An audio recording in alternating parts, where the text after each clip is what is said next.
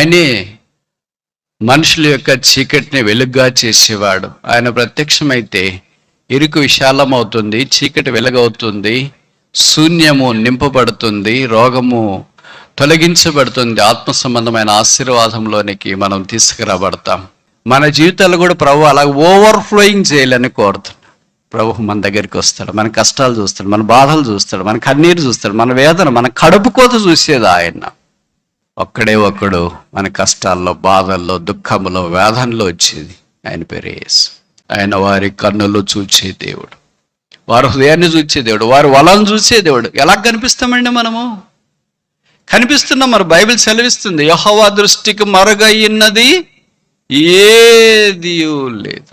ఆ తర్వాత కొన్ని సందర్భాల్లో ఆయన కొంతమందిని సిద్ధపరచడానికి తను ప్రత్యక్షపరుచుకున్నాడు. అలాంటి సందర్భం ఒకటి యోహాను సువార్త 21వ అధ్యాయంలో దాదాపు 7 మంది చేపలు పట్టే వృత్తిలో నుండి ప్రభు ద్వారా పిలువబడి పరిచారకులై, శిష్యులై, అపోస్తలులైన వారు యేసు ప్రభు లేడు కదా, ఇక పునరుత్థానుడు ఆయన దాన్ని ఆయన వెళ్ళిపోయాడు, మన బతుకు మనం ఎలాగో బతకాలని తిరిగి వారు వృత్తిలోనికి వెళ్ళారు. అదే చేపలు పట్టేదని వాక్యంలో మనం చూస్తున్నాం. ఆ సందర్భంలో రాత్రి వారు ఏం పట్టకపోతే ప్రభు వారి దగ్గరికి వచ్చి తన ప్రత్యక్షపరచుకొని వారికి ఆజ్ఞ జారీ చేసి, ఆజ్ఞ వారికి విధేయత చూపించిన కారణం చేత విస్తారమైన చేపలు రాసి పట్టేటట్లు అనుమతించి, ఆధ్యాత్మికమైన విధానంలో వారు తిరిగి ఆయన కొరకు అపోస్తల కార్యాల్లో బలమైన సాధనాలుగా, సాక్షులుగా వాడుకోవటానికి సిద్ధపరిచిన వైనం యోహాను 21 సారాంశం. యోహాను సువార్త 21వ అధ్యాయం మొదటి వరుసలో వచనంలో అటు తరువాత అనే ఫ్రేజ్ కనిపిస్తుంది, మాట కనిపిస్తుంది. తెలుగు బైబిల్ ఉన్నోళ్ళు, ఇంగ్లీష్ బైబిల్ ఉన్న పండితులకైతే బహుశా ఇది వేరేగా ఉండొచ్చు. తెలుగు బైబిల్ ఉన్న వాళ్ళకైతే యోహాను సువార్తలో ఈ మాట 5 సార్లు కనిపిస్తుంది. 4 సార్లు అధ్యాయం ఆరంభాల్లోనే కనిపిస్తుంది. అటు తర్వాత అంటే ఏదో కాంటెక్స్ట్ ఉంది. It's not spoken out of context, but it's spoken with in the context. సందర్భానికి వెలపట్టి మాట చెప్పబడలేదు, కానీ సందర్భం ఏదో ఉంది, దాన్ని బట్టి మాట చెప్పబడుతూ వచ్చిందని వాక్యం మనకు ఇదిమిద్దంగా యోహాను సువార్తలో జ్ఞాపకం చేస్తూ ఉంది. ఆ కారణాన మొదటిదిగా జ్ఞాపకం చేయబడిన సందర్భం ఇంకా ఎక్కువ సార్లే రాయబడి ఉండొచ్చు, కానీ కనిష్టం 5 సార్లు. 3వ అధ్యాయం జాన్ చాప్టర్ 3 verse 22, యోహాను 3:22. ఎవరైనా ఆసక్తి కలిగిన వారు చూడటానికి ప్రయత్నం చేయండి బైబిల్.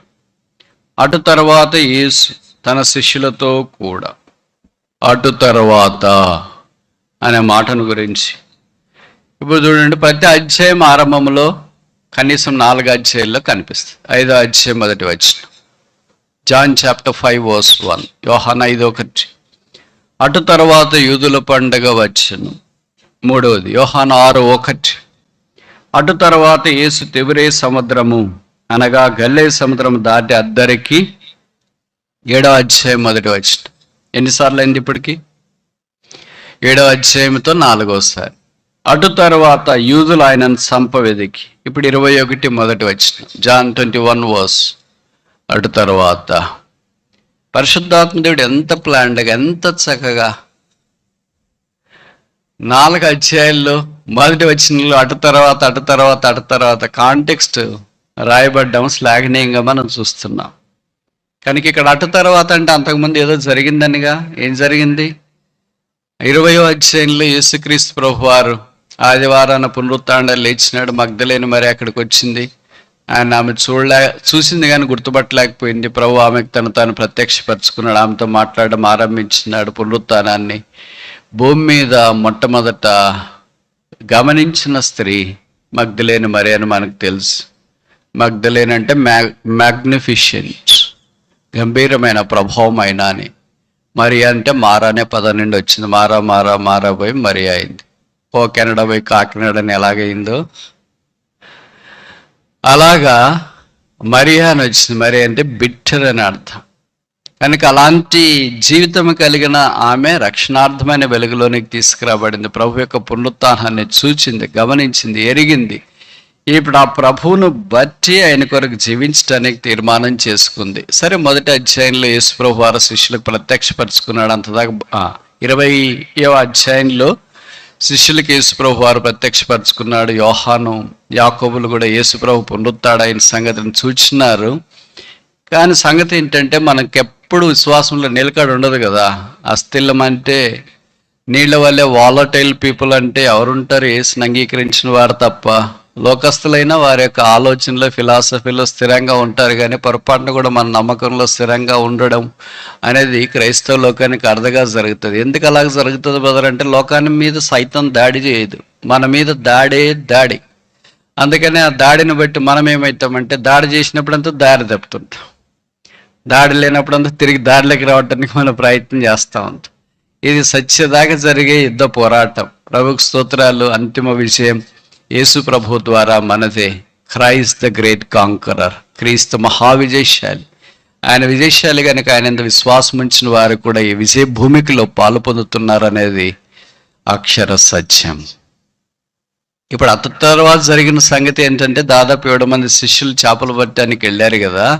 అది గల్లేయ సముద్రం అన్నా, తిబిరయ సరస్సు అన్నా ఒక్కటే అని వాక్యంలో మనము చూస్తున్నాం. సముద్రము, సరస్సు, దానికి పేర్లు పెడుతూ వచ్చింది కనుక ఒకటే వాళ్ళకు ఉండేది ఫ్రెష్ వాటర్ బాడీ.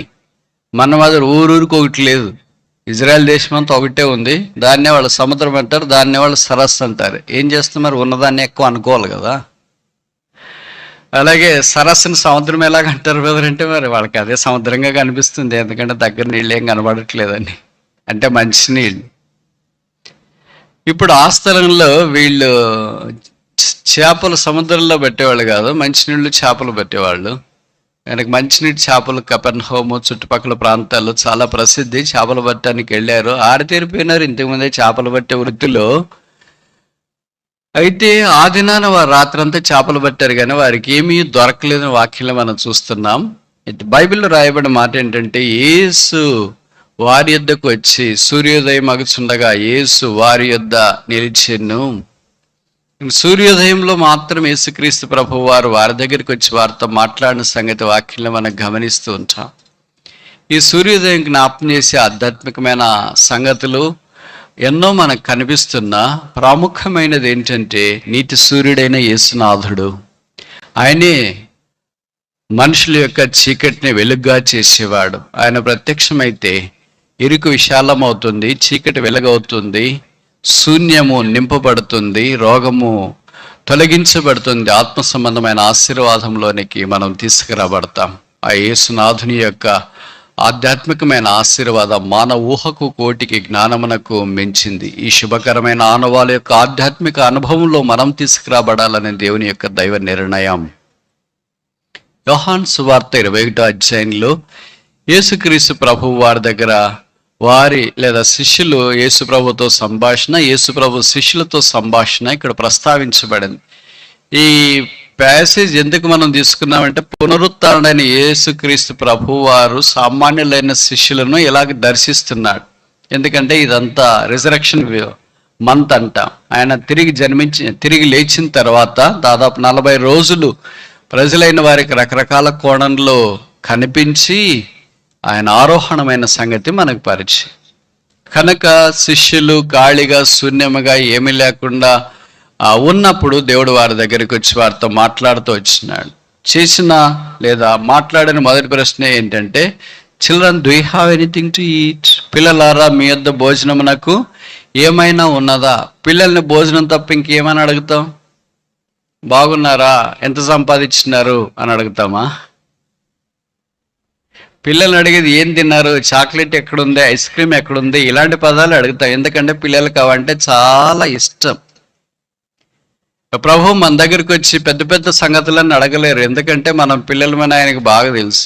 అందుకని భోజనానికి ఏమైనా ఉందా అని అడగగలడు, కానీ ఎంత సంపాదించినారో అని అడగలేదు. ఏం సంపాదిస్తాం? పౌలు లాంటి క్రీస్తుని సంపాదించుకోవటానికి సమస్తాన్ని నష్టంగా ఎంచుకుంటే, మనం లోకాన్ని సంపాదించుకోవటానికి క్రీస్తుని నష్టంగా ఎంచుకున్న మనం ఏం సంపాదిస్తాం? నేను చెప్పే తెలుగు మీకు అర్థమవుతుంది అనుకుంటా. క్రీస్తుని సంపాదించుకోవాలంటే పౌలు అన్నాడు, I count everything but dung. లోకంలో ఉన్నదంతటి నేను పెంటతో సమానముగా చూసుకున్నాను. అందుకే ఆయన క్రీస్తుని సంపాదించుకున్నాడు. విచిత్రం ఏంటంటే ఈ రాత్రి వాళ్ళు ఏం పట్టలేదు కనుక వాళ్ళ పిల్లలకి ఏమీ పోరాపచ్చ ఏమి ఉండదు. రకరకాల భాషలు వాళ్ళకి రావు, కౌరపులు అసలే రావు, 5G నెట్వర్క్ అసలే ఉండదు. ఉన్నది ఉన్నట్లుగా ఓపెన్గా వాళ్ళు మాట్లాడతారు. అందుకే అంతమంది ఉన్న ఏక మనసుతో ఒకటే మాట చెప్పారు, పిల్లలారా ఎవరో ఒకళ్ళు చెప్తారులే అనుకోవచ్చు, కానీ వారందరూ మేమేమీ పట్టలేదు, వి గాట్ నథింగ్. ప్రభు దగ్గరికి వచ్చినప్పుడు ఈ మాటలు చాలామందికి రావేంటి? నేను చాలా స్థలాల్లో చూస్తాను, విశ్వాసులు కానీ, సేవకులు కానీ, బోధకులు కానీ, ఎల్డర్స్ కానీ వాళ్ళు వాక్యం చెప్పేటప్పుడు నువ్వెట్లున్నావు, నువ్వు సరి చేసుకో, నువ్వు బాగున్నావా, నువ్వు వచ్చినావా అని చెప్తారు. కానీ మనం బాగున్నామా, మనం సరి చేసుకుందాం, మనం సమకూర్చిపడి పొరపాటును కూడా ఆ లాంగ్వేజ్ రాదు. అంటే వాళ్ళు ఒక స్టేజ్ దాటిపోయినట్లు, మిగతా వాళ్ళంతా స్టేజ్ కింద ఉన్నట్లు. అట్లా కాదు.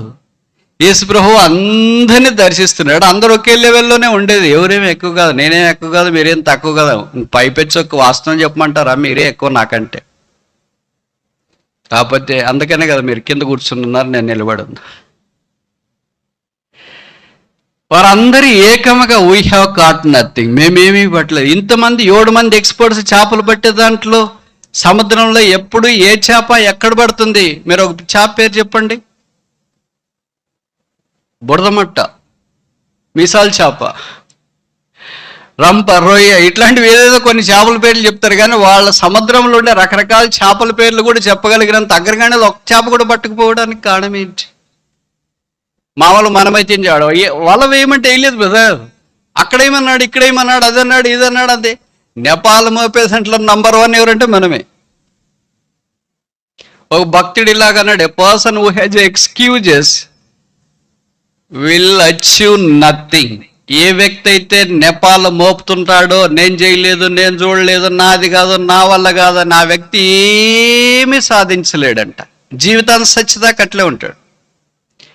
But a person who confesses that this failure is mine, ఈ ఓటమి నాదని ఒప్పుకునేవాడు, that is a beginning of his success. విజయానికి సోపానం, అది పునాది. శిష్యులు ఈ 21వ అధ్యాయంలో విజయం వైపు పరుగులు తీయటానికి అదే పునాది. ఏమీ పట్టలేదు. మరి పొరపాటును కూడా అటు చెప్పగలమా మనము? ఆయన ఎవరో యేసుప్రభు అంటే యేసుప్రభుతో చెప్పినారంటే అర్థం ఉండొచ్చు. ఆయన ఎవరో తెలియదు వాళ్ళకి. దాన్ని పోయి దళారు అనుకున్నాడో, ఇంకొక చేపలు పట్టే ఆయన అనుకున్నాడో. సముద్ర తీరం నందు ఒకే చేపలు పట్టే వాళ్ళు ఉండదు కదా, చాలా ఉంటాయి కదా. ధోనిలు కూడా చాలా ఉంటాయి కదా. బయలు పండితుల అభిప్రాయం ఏంటంటే దాదాపు 200 దాకా ధోనిలు ఉంటాయంట ఆ సముద్ర తీరాన, ఆ సరస్సు చుట్టూ. ఆ 200 ధోనిలు వదిలేసి కేవలం వీళ్ళ ధోని దగ్గరికి వచ్చాడు. ఇక్కడ ఎంతో మంది ఉండొచ్చు, ఇక్కడంటే ఈ స్థలంలో కాదు. అయితే ప్రభు చిన్న ధోనిలో ఉన్న వారి దగ్గరికి వచ్చిన ప్రభు వాళ్ళ కన్నులు వాళ్ళని చూసినాయి. ఆయన వారి కన్నులు చూచే దేవుడు, వారి హృదయాన్ని చూచే దేవుడు, వారి వలను చూసే దేవుడు. ఎలా కనిపిస్తామండి మనము? కనిపిస్తున్నాం. మరి బైబిల్ సెలవిస్తుంది, యెహోవా దృష్టికి మరుగైనది ఏది లేదు. ఆయన అన్నీ చూస్తున్నాడు. మరి ఎందుకు సెట్ చేయట్లేదంటే ఆయన సమయంలో ఆయన సెట్ చేస్తాడు. అందుకే గోధుమలతో పాటు గురుగులు పెరుగుతూ ఉంటే పక్కన మనలాంటి వాళ్ళు కొంతమంది ఉంటారు కదా, ఓవర్ యాక్షన్ పీపుల్. వాళ్ళు పోయి యేసుప్రభుని అడిగినారు, ప్రభువా గోధుమలతో పాటు గురుగులు కూడా పెరుగుతున్నాయి, పీకేయమంటావా అని. మనం ఎప్పుడు రెడీ కదా అట్లాంటి పనులు చేయటానికి. ప్రభు అన్నాడు, వద్దులే అంటే మరి గోధుమలు బాగా పెరగాలంటే గురుగులు పీకేయాలి కదా అన్నారు. మీరు చెప్పేది కరెక్ట్, వాస్తవమే, అగ్రికల్చర్ టెక్నాలజీ అది. కానీ స్పిరిచువల్ టెక్నాలజీ ఏంటంటే గురుగులు పీకేస్తే కొన్ని గోధుమలు బలహీనమైన కూడా పీకించబడతాయి. కనుక బలహీనమైన గోధుమలు కూడా పెరికివేయబడ్డారు. నాకు ఇష్టం లేదు. కోతకాలం రాని అన్ని పీకేస్తాం, అప్పుడు వేరు చేస్తాం. అప్పుడు ఎవరు ఆత్మీయులు, ఎవరు శరీరాంశాలు, ఎవరు విశ్వాసులు, ఎవరు అవిశ్వాసులు, ఎవరు యేసుని ఎరిగిన వారు, ఎవరు యేసుని ఎరగని వారు. తీర్పు దినం రాబోతుంది. కనుక ప్రభు కరుణా సంపన్నుడైన శిష్యుల దగ్గరికి వచ్చినప్పుడు వారితో ఇలాగ మాట్లాడుతుండగా వారు ఏమీ పట్టలేదు. మనం ఏంటి ఏమంటాం, మంచి పని జరిగింది, మీకు జరగాల్సింది జరిగింది, ఎప్పుడో జరగాల్సింది ఇప్పుడు జరిగింది, ఆలస్యమైనా జరగాల్సింది జరిగిందని అనుకుంటాం. ప్రభు మనలాంటి వాడు అంటే అసలు మనం ఊహించుకోలేము, ఇప్పటిదాకా రాలేము. ఎంత జాలి, ఎంత కనికరం. ఎవరైనా లేని వాళ్ళ దగ్గరికి వెళ్ళి సహాయం చేస్తారా? లేదు అని అంటే మామూలుగా మనం దూరంగా ఉంటాం. ఇది వాస్తవం, హ్యూమన్ నేచర్. పలానోళ్ళకి ఈ నెల జీతాలు పడలేదు అని అంటే ఆ వారం అంతా వాళ్ళతో ప్రైజ్లాడ్ చెప్పేది మానేస్తాం. వాళ్ళకి జీతాలు పడినాయని మనం ఇండైరెక్ట్గా తెలుసుకున్న తర్వాత ప్రైజ్లాడ్ బ్రదర్ బాగున్నాయా, శాలరీస్ వచ్చినా ప్రార్థన చేసినా మీకు. ఎవరు చేసిన దానికి క్రెడిట్ కొట్టడానికి రెడీగా ఉంటా. ఫస్ట్ వర్స్లో విజిలేక ముందే పరిగెత్తా క్రెడిట్కి. మనకు సంబంధం లేదు, మనం ఎట్లా క్రెడిట్ తీసుకుంటే, ఎవరో క్రెడిట్ మనం తీసుకుంటే ఎలాగా? అది ప్రభువు మన అకౌంట్లో వేయడు, మనకేం ఉపయోగం ఉండదు, బలహీనం అయిపోతాం. అందుకే మనిషి అక్కర ఉన్నప్పుడు మనిషి దూరంగా వెళ్తాడు. మనిషికి అక్కర ఉన్నప్పుడు దగ్గరికి వచ్చేది ఒకడే. మీరు బాగా గుర్తుపెట్టుకోండి, మీరు చాలాసార్లు నష్టపోయి మోసపోయి తర్వాత బాధపడేదానికంటే మొదటే చెప్తావు, మీకు కష్టం ఉన్నప్పుడు ఎవరో దగ్గరికి వచ్చి ఆదుకుంటారు. సేవకుడు, బోధకుడు, కాపరి, విశ్వాసి, ఇదురుగు పొరుగు అలాంటి వాళ్ళంతా వచ్చి ఆదుకుంటారు అనేది ఒక అపోహ. ఓకేనా? ఒకడు ఆదుకునేది, ఆయన పేరే యేసునాథుడు. మరి వాళ్ళంతా రాలేరా బ్రదర్ అంటే వస్తారు ఎప్పుడో ఒకసారి. కుక్కలు పడిన తర్వాత 6 నెలలకా, దొంగలు పడిన తర్వాత 6 నెలలకా, చేతులు గాలిన తర్వాత పట్టుకోవడానికి ఎప్పుడో ఒకసారి వస్తారు ప్రార్థన చేయటానికి. ఒకడు మన కష్టాల్లో, బాధల్లో, దుఃఖంలో, వేదనలో వచ్చేది, ఆయన పేరు యేసు. ఇప్పుడు మీరు చెప్పండి, మరి మిగతా వాళ్ళందరూ వస్తే వీళ్ళు 7 మంది చేపలు పట్టుకున్నారు, పక్కన వాళ్ళంతా ఏమైపోయారు? వీళ్ళ ద్వారా భోజనం తిన్నవాళ్ళు ఏమయ్యారు? వీళ్ళ ద్వారా రొట్టెలు తిన్నవాళ్ళు ఏమయ్యారు? వీళ్ళ ద్వారా అద్భుతాలు, స్వస్థక్రియలు జరిగిన వాళ్ళంతా ఏమయ్యారు? ఇప్పుడు రావచ్చు కదా వీళ్ళందరి దగ్గరికి. వేల మంది వచ్చి పెట్టిన రొట్టెలు తినేసి, చేపలు తినేసి వెళ్ళిపోయారు కదా. వాళ్ళ రోగాలు బాగా అయిపోయిన వాళ్ళంతా ఇప్పుడు రావచ్చు కదా. వాళ్ళకి మేలు పొందిన వాళ్ళంతా ఇప్పుడు రావచ్చు కదా. దయాలు పోగొట్టుకున్న వాళ్ళంతా ఇప్పుడు రావచ్చు కదా. రక్తస్రావం స్త్రీ కలిగిన అమ్మాయి ఇప్పుడు వచ్చి వాళ్ళకి సహాయం చేయొచ్చు కదా. వాళ్ళంతా ఎక్కడికి వెళ్ళారు? రారు. ఎవరు? ఎందుకు వస్తారని? చెప్పరేంటి ఎందుకు వస్తారని? ఎవరికన్నారో ఆయనకి మాత్రమే తెలుస్తుంది బాధ. ఎవరు రక్తం కాచినారో ఆయనకి మాత్రమే తెలుస్తుంది వేదన. అందుకే యేసునాథుడు వీళ్ళ దగ్గరికి వచ్చినాడు. ఇప్పుడు అదే పేతురు, యోహాను స్థానంలో ఉంటే నేను ఇలాగే అనుకుంటాం. ఆ ఊర్లో మీటింగ్ పెట్టాం కపెర్నహూములో, 1000 మంది వచ్చినారు, చేపల రొట్టెలు తినేసిపోయారు, ఒక్కడని రాలేదేంట్రా? మొబైల్ ఫోన్, వాట్సాప్ అన్న విప్పించుకుని ఉంటే బాగుండే. ఇప్పుడు మనం వాళ్ళకి ఇన్ఫార్మ్ చేస్తుంటాం. రకరకాలుగా అనుకుంటా ఉంటాం. వాళ్ళు వచ్చి ప్రార్థన చేసుకు, వీళ్ళు వచ్చి ప్రార్థన చేసి, మేము కూడా చాలాసార్లు అనుకుంటాం. But the preacher's job is most unthankful job in the world. ఇంకోసారి చెప్పనా? The preacher's job is most unthankful job in the world, but still we prefer this. Do you know why? నాకు కూడా బాధ వేస్తుంది. 7 మంది ఇలాగ మిగిలిపోయారు. యేసుప్రభు ఇదిగో వాళ్ళ గురువు గారు పైకి వెళ్ళిపోయారంట. పునరుత్థానం అయిపోయిన తర్వాత మనం వెళ్ళి వాళ్ళకి ఒక పూట భోజనం పెడతామని కపెర్నహూము, గలిలయ ఈ ప్రాంతంలో ఉన్న వాళ్ళంతా రావటానికి ఏమైంది? వాళ్ళంతా బాగున్నప్పుడు వచ్చినారు కదా, వాళ్ళు పోయి ప్రార్థనలు చేయించుకున్నారు కదా, వాళ్ళ ద్వారా మేలు పొందినారు కదా. మరి ఇప్పుడు రావచ్చు కదా. అప్పుడు బెల్లం ఉన్నాయి, ఈగలు వచ్చినాయి. ఇప్పుడు బెల్లం పోయింది, ఈగలు పోయినాయి. ఆ బెల్లమే యేసుప్రభు వారు. కనుక వచ్చే ప్రజలు గుంపులుగా వచ్చిన మల్టిట్యూడ్స్, జనసమూహం, ఈగలన్నీ ఎగిరిపోయినాయి. ఇప్పుడు బెల్లానికి ఈగలకు మధ్యగా ఉన్నారే ఈ 12 మంది, వాళ్ళు మిగిలిపోయారు పాపం. కానీ యేసునాథుడు విడిచిపెట్టాడుగా. అందుకే వారి దగ్గరికి వచ్చింది. ఎన్నో దోణులు ఉన్నాయి, ఎంతో మంది ఉన్నారు. ప్రభు మన దగ్గరికి వస్తాడు, మన కష్టాలు చూస్తాడు, మన బాధలు చూస్తాడు, మన కన్నీరు చూస్తాడు, మన వేదన, మన కడుపు కోత చూసేది ఆయన. లోకంలో రకరకాల మనుషులు రకరకాలు చూడవచ్చు. మన అకౌంట్ చూసేవాళ్ళు, మన పర్సు చూసేవాళ్ళు, మన ఆస్తులు చూసేవాళ్ళు, మన బంగారం చూసేవాళ్ళు, మన బట్టలు చూసేవాళ్ళు ఉండొచ్చు. మన హృదయాన్ని చూసేది ఒక్కడే. ఒకసారి చెప్పాలా? నేను చెప్పే మాటలు కొంతమందికి అర్థమవుతుంట, ఈ మార్గంలో వెళ్ళే వాళ్ళకి. మిగతా వాళ్ళకి బహుశా కాళ్ళకు గంతలు కట్టినట్లు ఉంటాయేమో.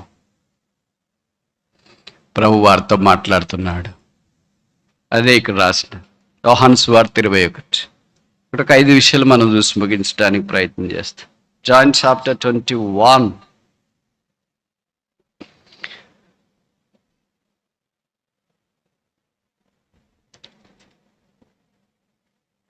ఐదో వచనం, 21:5. యేసు పిల్లలారా, భోజనమునకు మీ యొద్ద ఏమైనా ఉన్నదా అని వారిని అడగగా. దీనికి ఒక పేరు పెడదామా? Divine care. దైవిక చింతన, పట్టింపు. ఇప్పుడు నేను ఇలాగ చెప్తే తప్ప ఎలాగంటారు? 1 పేతురు 5:7 ఉంది కదా, ఆయన మీ విషయమై చింతించుచున్నాడు గనుక మీ చింత యావత్ ఆయన మీద వేయడి అని పేతురికి ఎలాగ తెలిసిందంటే, బహుశా ఈ వాక్యం యొక్క యాంప్లిఫికేషనే అది అనుకుంటా. ఈ వాక్యానికి ఉన్న కామెంటరీ పేతురు ప్రకారం అది అనుకుంటా. అంటే మన ఆహారం ఉందా లేదా అని కూడా ఆయన చింతిస్తున్నాడు అన్న సంగతి పేతురు గుర్తించి, God care it for you, ఆయన మీ విషయమై చింతించుచున్నాడు.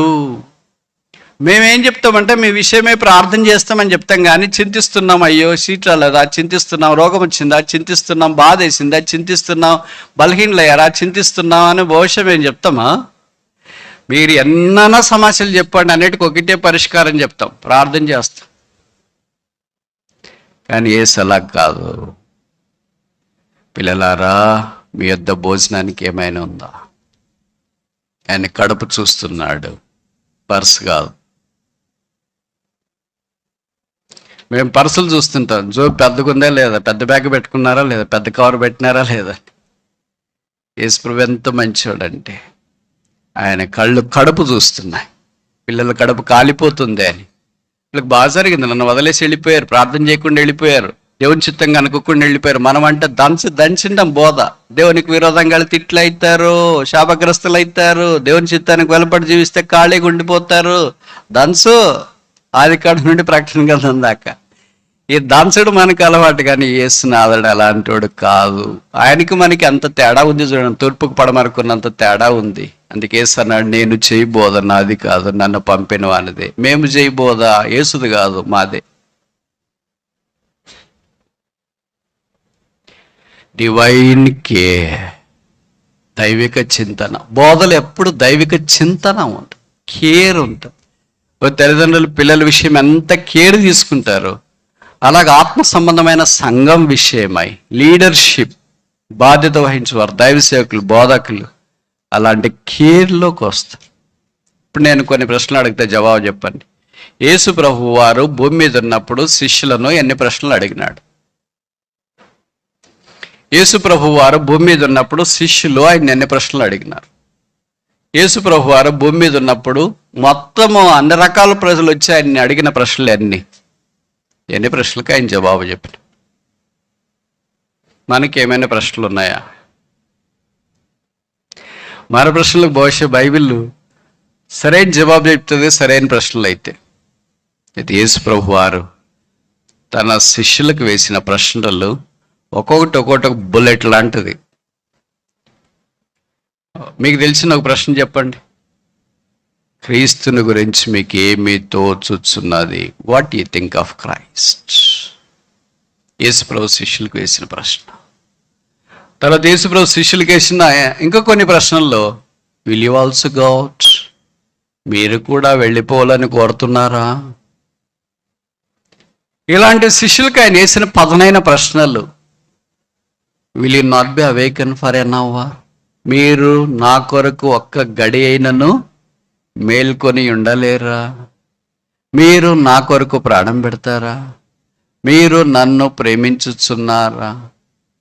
మీకు ఆహారం ఉన్నదా? Every question is a carries tons of messages. యేసుక్రీస్తు ప్రభు శిష్యులకి వేసిన ప్రశ్న. ఇప్పుడు అదే ప్రశ్న మనకేసినాడు అనుకో, మన దగ్గర ఒక్కరి దగ్గర జవాబు ఉందంటారా? మీ దగ్గర ఉండొచ్చు కానీ నా దగ్గర జవాబు లేదు. I'll be silent. మీకు తెలుసు కదా, నేను ఒక టీచర్ని. సాధారణంగా స్టూడెంట్స్ క్లాస్లో ప్రశ్నలు వేస్తుంటాం. ఇదే అలవాటు. ఎందుకంటే ప్రిపరేషన్ తక్కువ, ప్రశ్నలు ఎక్కువ. ఆ ప్రశ్న వేసినప్పుడు వాడు సతమతం అయిపోయి బ్యాలెన్స్ తెప్పిపోతూ ఉంటాడు. అందుకే మౌనంగా ఉండిపోతుంది. ఏంటి నీకు ప్రశ్న అర్థం కాలేదంటే ఇంకోసారి అడగండి సార్ అంటాడు. అంతలోకి ఏమైనా ఆలోచించుకోవచ్చు అని పక్కన వాడు ఎవడని చెప్తాడేమో, క్వశ్చన్ పేపర్ లీక్ అయితే. యేసు ప్రభువు వారు శిష్యులు అడిగినప్పుడు అలాంటిది ఏమి ఉండదు. పక్కన వాళ్ళు ఎవరు చెప్పేవాళ్ళు లేరు, వాళ్ళకి తోడుగా వచ్చేవాళ్ళు కూడా ఎవరు లేరు, వాళ్ళే జవాబు చెప్పాలి. అందుకని పిల్లలారా, మీ యొద్ద భోజనానికి ఏమైనా ఉందా? ఒకళ్ళు మొక్కలు చూసుకున్నారేమో, ఎవరో కొత్త ఆయనకి మన ఇంట్లో భోజనం గురించి ఎందుకురా? మామూలు మనం వాళ్ళు ఎవరన్నా అడిగినారు అనుకోండి, ఉదయం మనం వాళ్ళ ఇంటికి వెళ్తే భోజనం చేసి ఇప్పుడే అయిపోయిందండి ఫస్ట్ పోయింటారు అక్కడికి. కానీ కవరప్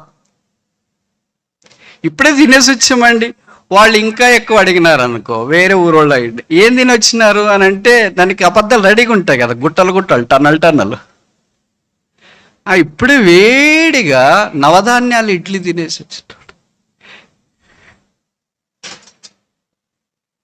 ఇట్లాంటివి చెప్పేవాళ్ళు చూసి చూసి విని విని మాకు చెవులకు కందిపోయినాయి. ఇలాంటి వాళ్ళకి ప్రభు ఎప్పుడు సాయం చేయలేడు. అంటే మీరు లేదండి తినరాలేదు, ఏమన్నా ఉంటే వడ్డిస్తారా అని చెప్పానండి, అటు చెప్తాం బ్రదర్ అంటారేమో మీరు. నేను మనుషులతో అలాగే చెప్పట్లేదు. ప్రభు దగ్గరికి వచ్చినప్పుడు ఓపెన్గా మన జీవితం యొక్క పొరపాట్లు, పతనాలు, బతకు ఎక్స్రే మాదిరి. ఆ డాక్టర్ దగ్గరికి ఎక్స్రే అంతా బ్లర్ చేసుకుని పోరు, ఎవడన్నా బ్లర్ చేసుకుపోయినా ఆయనకు కనిపిస్తుంది, కాకపోతే మనకేం ఉపయోగం ఉండదు. కనుక డివైన్ కేర్లో, దైవికమైన పట్టింపులో ఆయన ప్రశ్నలు అడుగుతాడు. ఆ ప్రశ్నకు మన దగ్గర సరైన జవాబు ఉందా?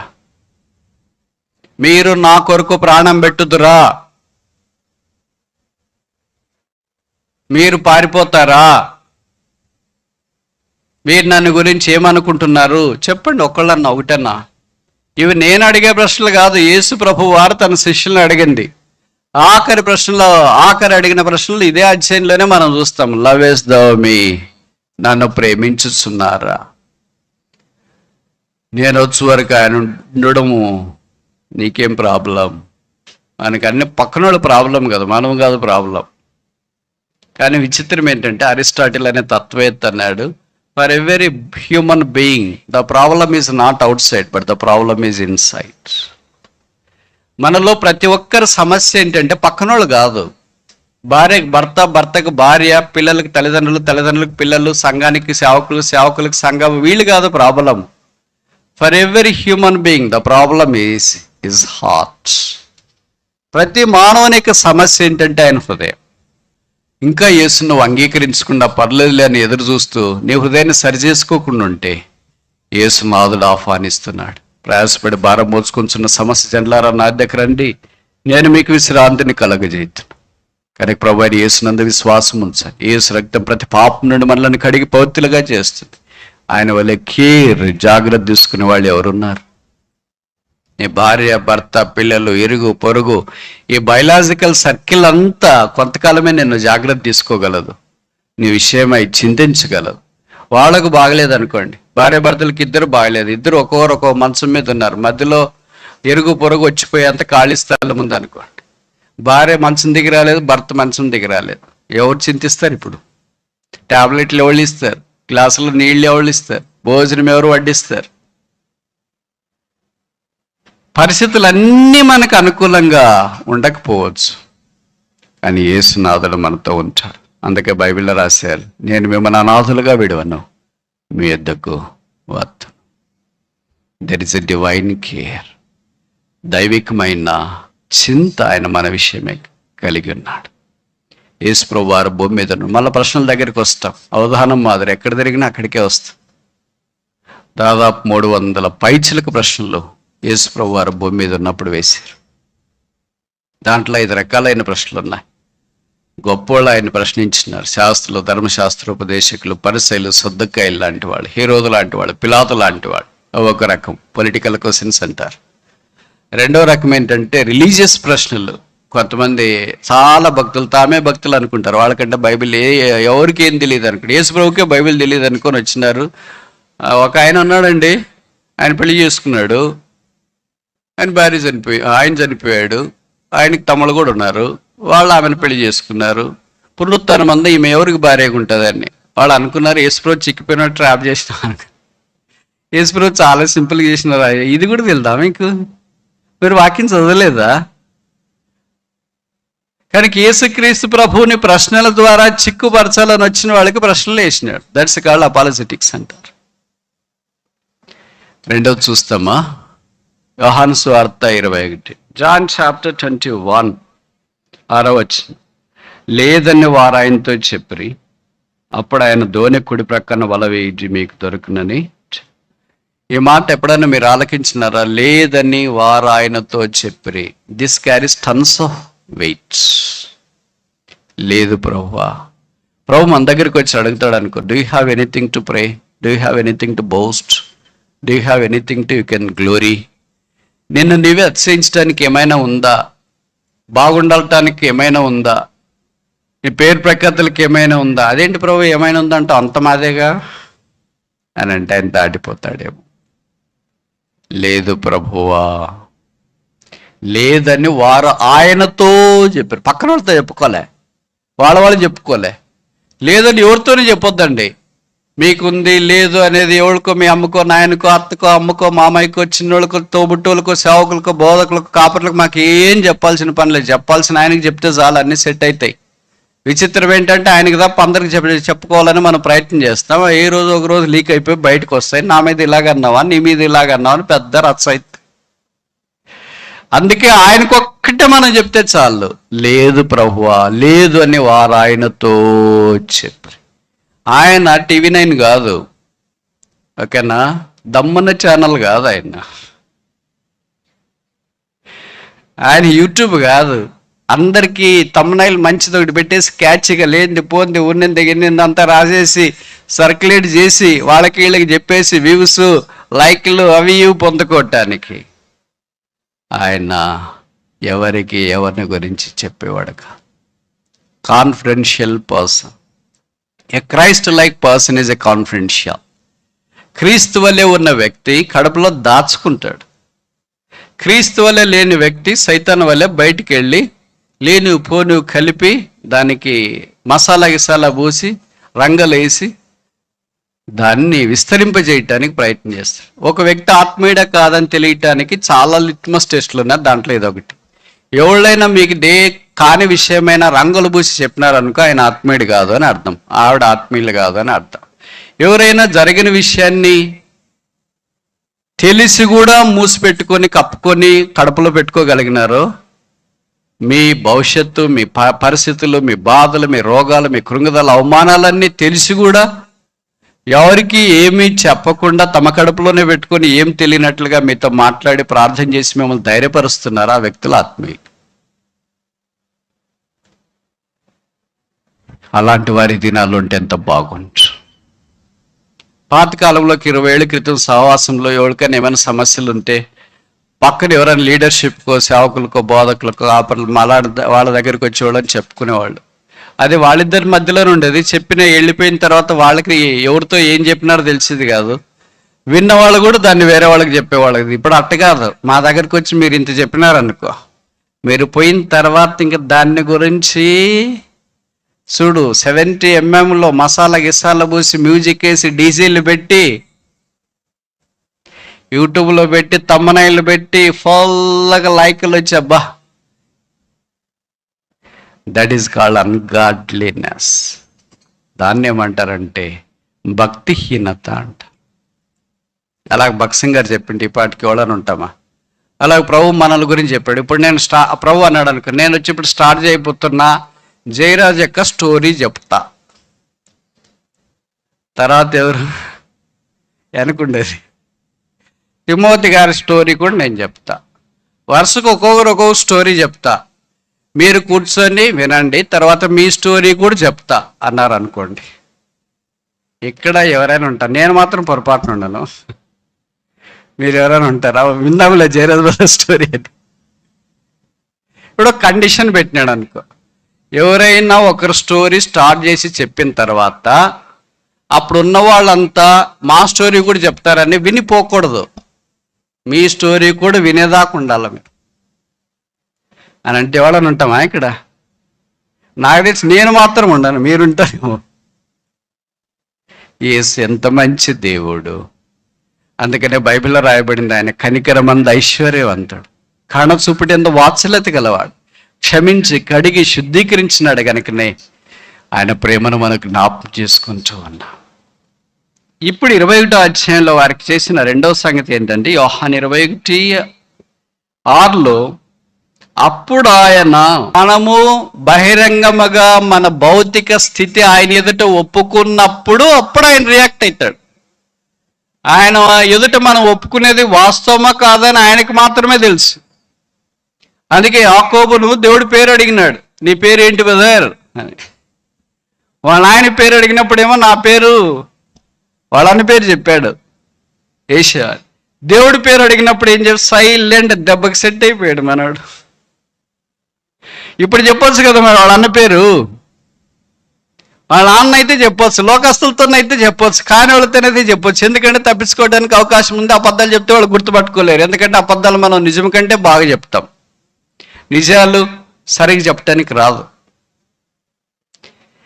ఇప్పుడు ఈయన దగ్గరికి వచ్చిన తర్వాత వారు ఆ సంగతి విన్నారు. ఆ కారణం చేత ప్రభు వారికి ఆజ్ఞ జారీ చేసినాడు. అప్పుడు ఆయన మన విషయం ఎందుకు ఆయన రియాక్ట్ కావట్లేదు? మరి ఇది మీకు అనిపిస్తుందా? బ్రదర్ చాలా కాలం నుండి ప్రార్థన చేస్తున్నానండి, ఏమో ప్రభు మౌనంగా ఉన్నాడు. ఇదొక కారణమేమో. ఏంటది? వారు ఆయనతో చెప్పిరి అనేది మనం చేయట్లేదేమో. We may not be open before him. ఆయన ఎదురు సరిగా మనల్ని మనం ఒప్పుకోవట్లేదేమో. అందుకే అప్పుడు ఆయన వారితో అనే మాట రాయబడలేదేమో. మనం కరెక్ట్గా ఆయన దగ్గరికి వచ్చి ఒప్పుకుంటే అప్పుడైన వారితో మీ దోనె కుడి ప్రక్కన వల వేయటి, డివైన్ కమాండ్మెంట్, దైవాజ్ఞ మనకు వస్తుంది. అంతదాకా వాళ్ళు అదే పని చేశారుగా. అదే పని చేసినట్టు చేపలు దొరకలే, అవన్నీ వెళ్ళిపోయి ఉంటాయి. ఆయన లోకరక్షకుడు కదా ఆజ్ఞాపించాడు. ఈ రోజు మనోడు 7 మంది చేపలు పట్టడానికి వస్తాడు, ఎవరికి ఒక్క చచ్చిన చేప కూడా దొరకకూడదు చూడు. ఆయన అందరూ దూరం వెళ్ళి దాక్కున్నారు చేపలు, బురద మట్ట, ఆ మట్ట, ఈ మట్ట అన్నీ కలిసి. వీళ్ళు ఎంతో ట్రై చేశారు. ఎప్పుడు ఇక్కడ చేపలు దొరికితే మంచి టెక్నాలజీ ఉపయోగిస్తాం, అదేంటి చాట్ జీపీటీ, ఏఐ, అది కూడా ఉపయోగిస్తాం. దాని ద్వారా అయినా దొరుకుతాయి. రిమోట్ సెన్సింగ్ ద్వారా GPS పెట్టి ఎలాగైనా ట్రాక్ చేస్తాం అవి ఎట్టున్నాయని. అన్ని టెక్నాలజీలు వాడినా, ఏ ఉపయోగించినా, చాట్ జీపీటీ పెట్టినా, ఏది పెట్టినా ఒక్క చేప సచ్చింది కూడా రాలే అక్కడికి. అరే ఎట్లా పని అయిపోయింది. ఇంత జీవితంలో ఎంత ఓటమి, defeat never we had incurred. ఇప్పుడు యేసుప్రభు ఎప్పుడైతే వారికి ఆజ్ఞాపించినాడో వాళ్ళు రాత్రంతా ప్రయాసపడ్డాము, కానీ ఒక్క చేప కూడా మాకు దొరకలేదు, మీ వల వేయడి అని చెప్పగా వారు అలాగూ చేయగా. మొదటిది డివైన్ కేర్, దైవికమైన పట్టింపు. రెండవది డివైన్ కమాండ్మెంట్, దైవాజ్ఞ. దైవాజ్ఞకు మనం లోబడినప్పుడు మూడోది ఏమొస్తుందంటే వారు అలాగూ చేయగా. చేస్తే ఏమైంది?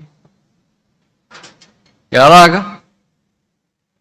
ఇక్కడ గుర్తుపెట్టుకోవాలి, మనం మనుషుల ప్రకారం చేయాలంటే చాలా రెడీగా ఉంటాం, దేవుని ప్రకారం చేయాలంటే అస్సలు రెడీగా ఉండము. ఎందుకంటే అది కొద్దిగా కష్టంగా ఉంటుంది కదా, మొదటిది. రెండోది, ఎందుకంటే మనుషుల ప్రకారం చేయడం మనకి ఇష్టం, ఎందుకంటే వాళ్ళని తృప్తిపరుస్తాం కదా, ఎదురుగే ఉంటారు కదా ఆ బంచులు, వీళ్ళ ఆత్మీయులు అని వాళ్ళు అనుకుంటారు కదా. దేవుని ప్రకారం చేస్తే దేవుడు ఎక్కడ ఉంటాడో ఆయన మనకు వెంటనే సర్టిఫికేట్ ఇడిగా, మనం సర్టిఫికేట్ కొరకు ప్రయత్నం చేస్తుంటాం. We want certificate, we want commendation, we want appreciation, we want all these things. కొంతమందిని విశ్వాసులు మందిరాల్లో చూసినప్పుడు అనిపిస్తుంది, వీళ్ళు ఇంత గుడ్డితనంతో ఉన్నారేంటి, సో బ్లైండ్. ఎంత గుడ్డితనం అంటే శరీర సంబంధమైన ప్రతిదానికి బహుమానం లేదని ఎరగరా, సిలువకు తప్ప దేనికి శక్తి లేదని ఎరగరా, ఇంత తమను తామే కనపరచుకోవటానికి, తమను తామే చూపించుకోవటానికి, తమను తామే చేయటానికి, వాళ్ళు ఏమైనా చేయటానికి రెడీగా ఉంటారేంటి? What a blind people they are. మన పనేమో మనం వచ్చినామా, పని చేసుకున్నామా, పోయినామా. బాప్తిస్మా ఇచ్చే యోహాను పని వచ్చినాడా, పని చేసుకున్నాడా, పోయినాడా, అంతే. అట్లా చేసేవారు దేవుడు ఏమంటాడంటే, బాప్తిస్మా స్త్రీలు కన్న వారిలో బాప్తిస్మా ఇచ్చే యోహాను కంటే గొప్పవాడేవాడును. మనం అత్త భవిష్యత్ని చేస్తుంటాం అనుకుంటా. అందుకని వాక్యంలో రాయబడింది వారు అలాగూ అంతే చేయాలి, ఇంకెక్కువ చేయకూడదు. కుడివైపు ఏమన్నాడు, ఎడమవైపు రెండు ఒకసారి వచ్చేసేయండి, తూర్పు పడమర ఉత్తర దక్షిణం అన్ని ట్రై చేయండి, చివరికి దొరకపోతే అన్ని కలిసి కుడివైపుకి లాక్కొని వస్తాం, కుడివైపు ఏమన్నా దొరుకుతుందేమో. No logic, no theology, no philosophy, no argument, no own thinking, no AI, no chat GPT, no remote sensing, no GPS technique, nothing technique worked out except the commandment of a triumphant God. యేసునాథుని యొక్క బలమైన మాటలు వారిలో పనిచేస్తూ వచ్చినాయి. అందుకే వారు ఆ కార్యాన్ని జరిగించినారు, కుడివైపున వేసినారు. వారు అలాగూ చేసిరని వాక్యంలో మనము గమనిస్తాం. ఇప్పుడు దాకా అన్ని విషయాలు చూసినాం, 3 చూసినాం. మొదటిది ఏంటి? Divine care. పిల్లలారా మీ వద్ద ఏమైనా భోజనానికి ఉందా? రెండవది ఏంటి? డివైన్ కమాండ్మెంట్, దైవిక ఆజ్ఞ, దోనె కుడి ప్రక్కన వల వేయచి. మూడవది ఏంటి? వారలాగు చేయగా, డివైన్ కంట్రోల్, ఆయన చిత్త ప్రకారం వారు చేయటానికి ఇష్టపడ్డ. నాలుగోది ఏంటి? ఇక్కడ రాశారు కింద వరుస 21:6. విస్తారముగా చేపలు పడినందున వాళ్ళు లాగలేకపోయారు. Divine catch. చేపలు పడ్డవారికి అంటే వారికి రావాల్సిన ప్రతిఫలము ప్రభు అక్కడ వారికి ఇచ్చిన డివైన్ క్యాచ్, దైవిక సమకూర్పు, చేపలు పట్టుట, చేపల రాశి. మనకెందుకు ఈ డివైన్ క్యాచ్ లేదు? మనకు హృదయం బిగిలేటట్లు రావట్లేదేంటి? నేను చెప్పే మాటలు అర్థమవుతున్నాయా? నా గుండె నిండి పొర్లుచున్నది, నా పాత్ర నిండి పొర్లుచున్నది అని. పాత్ర గుండె నిండి పొర్లుతుంది, మనకేమో కడప నిండి పొర్లుతుంది. ఏం నిండాలా? నేను చెప్పేవన్నీ మీకు సరదాగా ఉన్నాయి కదా, సీరియస్గా కూడా తీసుకోవాలా. ఏమి నిండాలా? గుండె నిండాలా. ఏమి నిండుతుంది? కడుపు నిండుతుంది. ఆయన నా గిన్నె మై కప్ రన్ ఎత్ ఓవర్ అనేటాడు. మనకు కష్టంగా ఉంది. ఏంటబ్బా ఈయన కప్ అంటున్నాడు, గిన్నె అంటున్నాడు, గుండె అంటున్నాడు. వాళ్ళ వలలు పిగిల పడేటట్లు వచ్చింది. మన జీవితాలు కూడా ప్రభు అలా ఓవర్ఫ్లోయింగ్ చేయాలని కోరుతున్నాడు.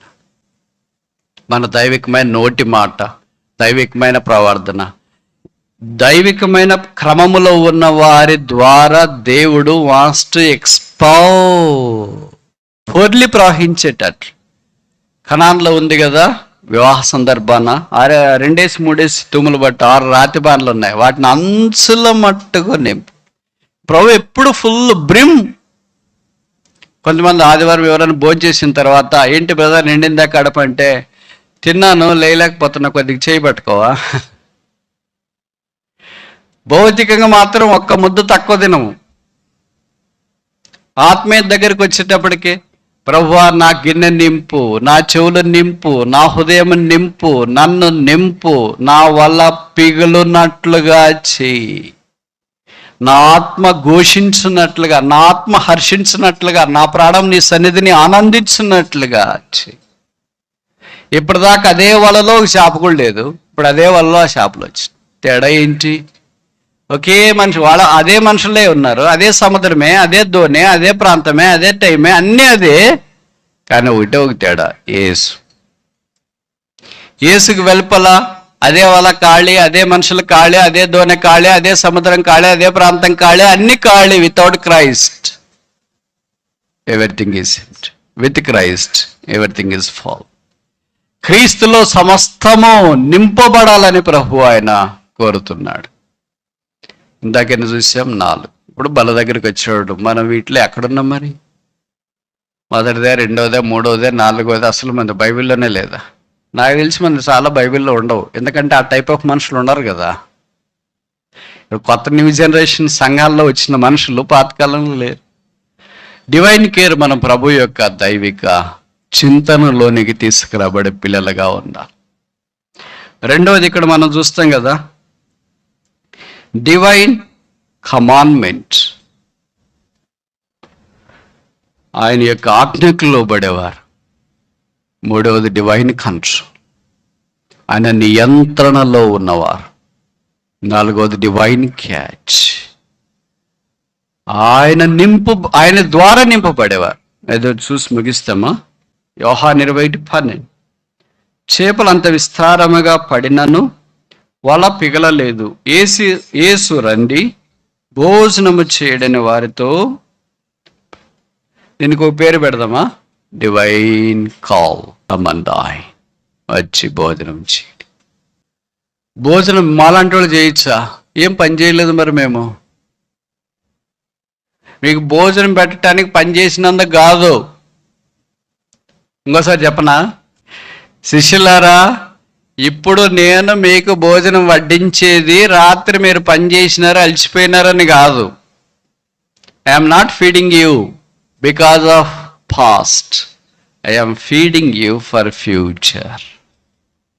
అపోస్తుల కార్యాల కొరకు ఇప్పుడు మీకు భోజనం పెడుతున్నా. ఇప్పుడు మీరు భోజనం తినకపోతే అపోస్తుల కార్యాలు నిలవలేరు, ఆ పునరుత్థానాన్ని గురించి ప్రకటించలేరు, వేల మంది రక్షణలోనికి రాలేరు, యెరూషలేములో సంఘం ఏర్పాటు చేయబడదు. వారు అపోస్తుల బోధన సహవాసం మంది రొట్టె విడిచి ప్రార్థన చేయటేందును ఎడతెక్కకుండా ఉండలేరు. మరి అలా ఉండాలంటే మీరు నా శిష్యులు కనుక, నా మాట వినేవారు కనుక, I have a call for you, come and dine, వచ్చి భోజనం చేయండి. కమ్ అండ్ డైన్, వచ్చి భోజనం చేయండి.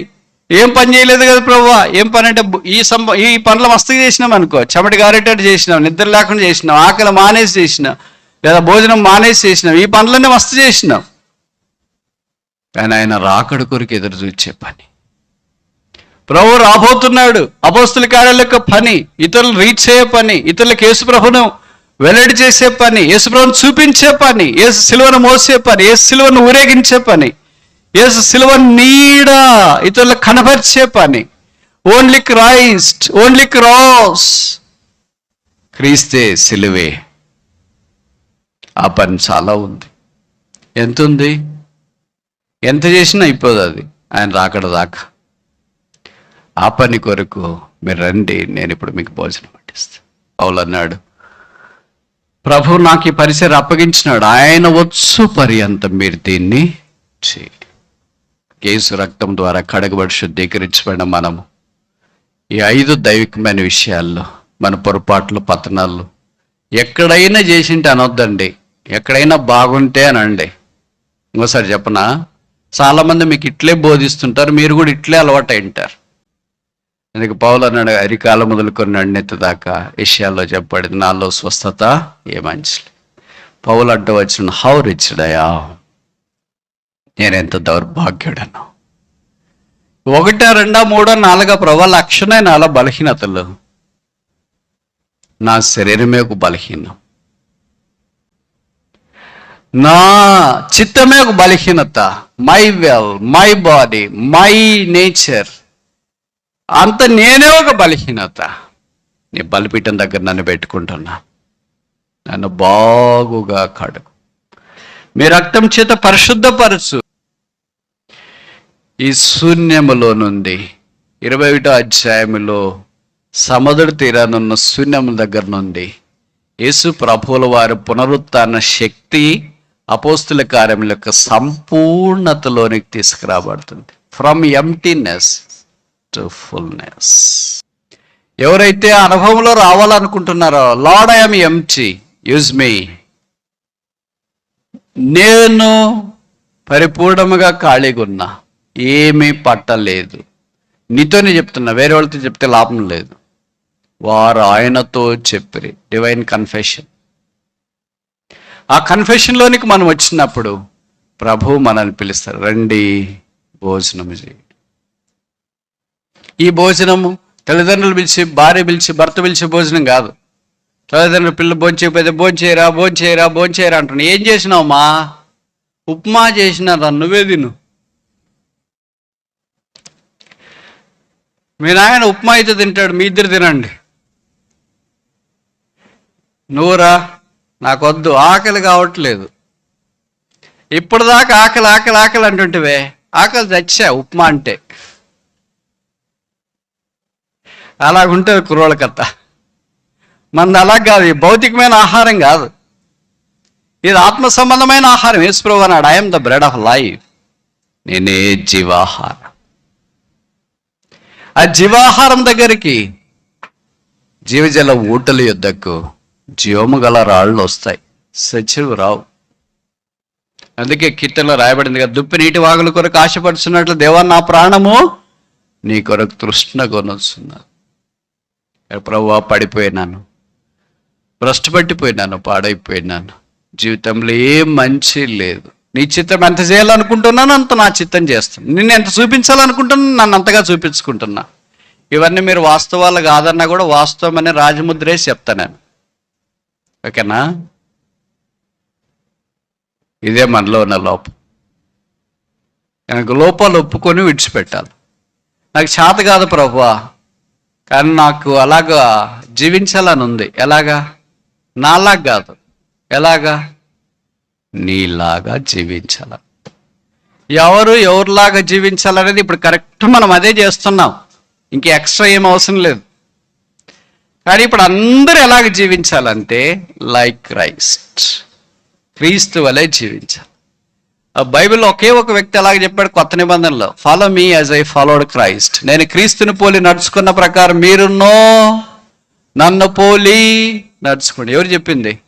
ఎన్నిసార్లు చెప్పాడు? మీరు అనుకుంటారు కదా ఒకసారి చెప్పినాడని. కాదు, 4 సార్లు చెప్పాడు. కనీసం 4 times. షాక్ అవుతాం మనం. మనకు ఒకసారి చెప్పడానికి ధైర్యం రాదు. అబద్ధాలు చెప్పమంటే చెప్తాం, కానీ వాస్తవంలో ఉండాలి కదా. ఇంత క్రైస్తవ భక్త కోటికి చెప్పినాడంటే అంత సాదాసీదకి చెప్తే కాదు కదా.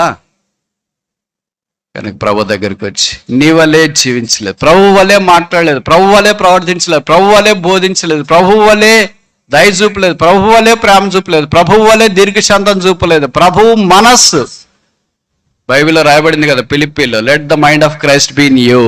క్రీస్తు యేసు కలిగిన మనస్సు. ఎవరి మనస్సు ఉంది మనకి? ఎవరి మనస్సు మనకుంది?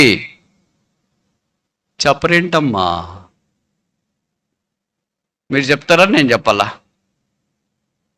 అంత చిన్న లాజిక్ మిస్ అవుతారా? ఎవరి మనసు వాళ్ళకుంది, ఎవరి చిత్తం ఉంది, ఎవరి చిత్తం వాళ్ళకుంది, ఎవరి ప్లాన్లు వాళ్ళకున్నాయి. యేసు వలె ఆలోచించాలి, యేసు వలె ప్రవర్తించాలి, యేసు వలె జీవించాలి, యేసు వలె బోధించాలి, యేసు వలె ప్రేమ, యేసు వలె జాలి, కనికరమ, దీర్ఘశాంతం, దాళత్వం, మంచితనం, ఆశా నిగ్రహం అన్నీ యేసే. Anything apart from Christ is sin. ఇంకోసారి చెప్పనా? యేసుకు వెళ్ళపట్ట ఏమి చేసినా అది అసూయైన, ద్వేషమైన, కుళ్ళైన, కుతంత్రమైన, మోసమైన, వంచనైన, దగైన, తొక్కేదైనా, తోసేదైనా, పడగొట్టేదైనా, పాడు చేసేదైనా, నష్టం చేసేదైనా ఆల్ సిన్. అంత పాపం. యేసులో ఉండేదంతా పరిశుద్ధత. ఇప్పుడు ఏం కావాలి మనకి? Christ or no Christ? క్రీస్తా, క్రీస్తు కాదా? 2 ప్రశ్నలు అంతే. ఇంకా మిగతావన్నీ ఏం లేదు. ఎక్కడన్నా తప్పిపోయింటే చూడు ప్రభు అంటే సైతాన్ అంటే అబ్బా భలే చెప్తున్నారు అక్క. మీరెక్కడ తప్పిపోతారక్క? అసలు విద్యానగర్ వాళ్ళు ఏంటి తప్పిపోవడం అనేది ఏంటి అని.